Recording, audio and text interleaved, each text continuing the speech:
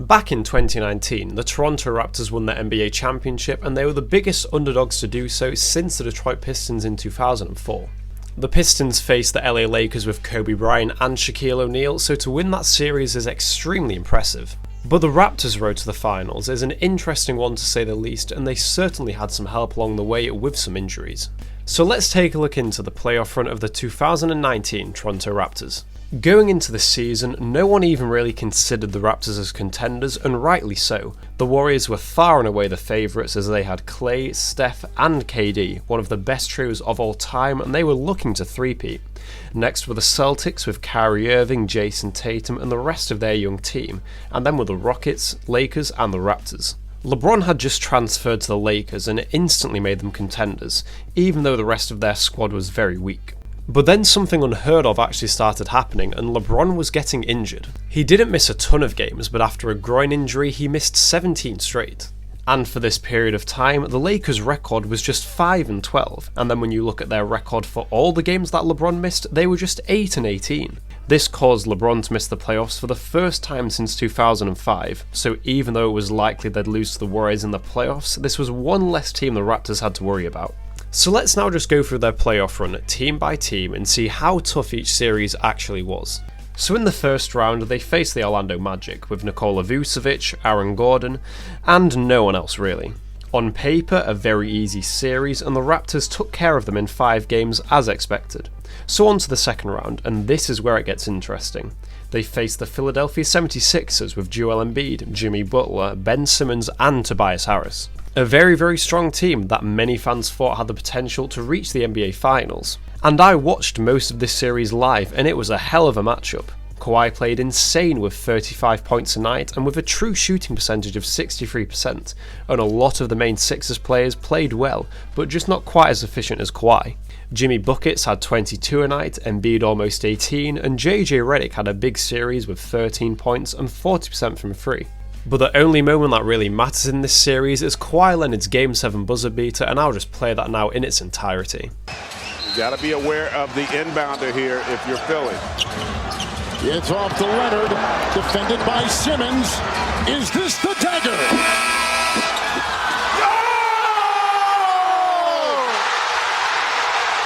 Game! Series! Toronto has won! And I don't know if you know this, but this is in fact the only Game 7 buzzer beater in NBA history. So then in the Eastern Conference Finals, they faced the Milwaukee Bucks with Giannis, who had just won his first MVP. But for this season, Giannis was somewhat underwhelming. He averaged 23 points and 13.5 rebounds, but only shot 45% from the field.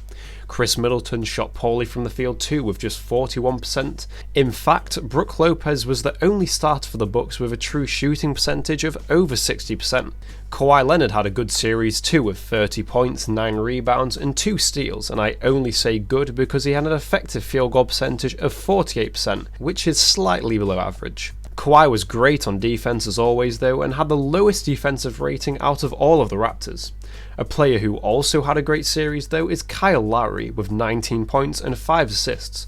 More importantly though, he shot great from the 3-point line, shooting 46% on over 7 3-pointers a game. In fact, Norman Powell and Fred VanVleet shot great from 3-point land, with Powell shooting 42% on 31 attempts and VanVleet an insane 57% on 28 attempts. Something quite interesting about this series though is that the Milwaukee Bucks took a 2-0 lead and won Game 2 by 22 points, but then the Raptors won 4 straight and the series was over, so the Bucks kinda choked this one. So now the Raptors are in the finals and are facing the Golden State Warriors, which is to no one's surprise. Now under normal circumstances, the Warriors would be heavy favourites, but this was no normal circumstance. The Warriors had suffered a lot of injuries and were looking far from their best. So I'm just going to recap all the injuries that the Warriors had going up to the finals and then during the finals. In the first round of the playoffs, DeMarcus Cousins had a quad injury and missed the Warriors' second and third round series. Although he did come back for the finals, he was far from his best and played very poorly because of his injury.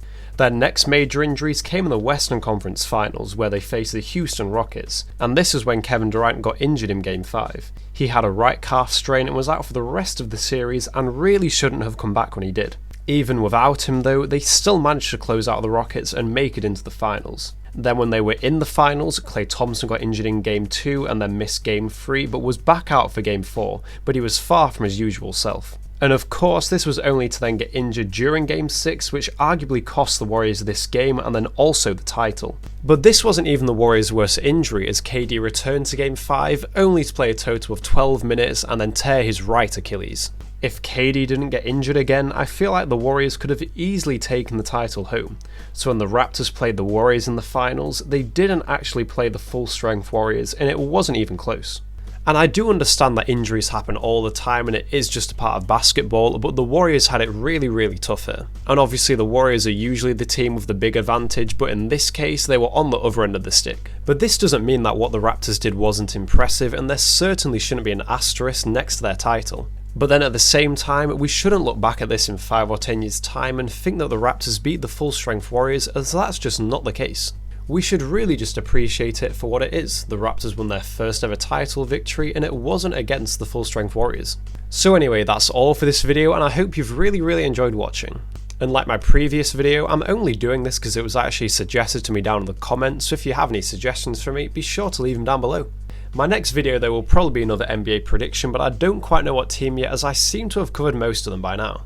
But then as always, thank you so much for watching and I'll see you on my next video.